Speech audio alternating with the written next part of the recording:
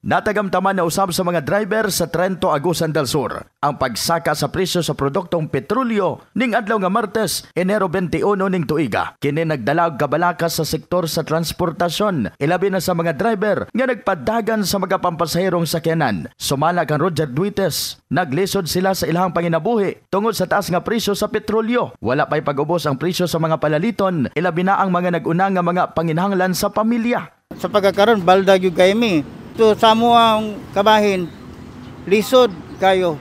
Gipahayag usab ni Duetes nga usa sa mga problema sa lungsod ang kanihit sa mga pasahero nga nagdugang pa sa kabugat sa ilang sitwasyon o naghatag og dugang kabalaka alang kanila nga mga driver.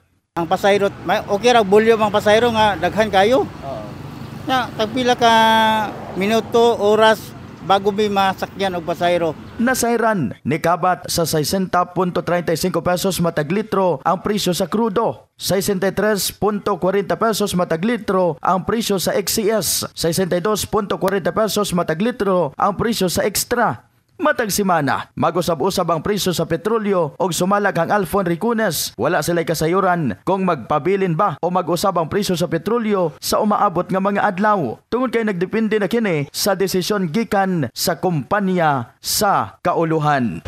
Ang maong pagtubo o pag increase or decrease, wala may kahibaw ana tungod sa ato ang sa kauluhan kay automatic raman ang pag-usab sa presyo pag-abot sa adlaw tig-usab labi na ning Martes.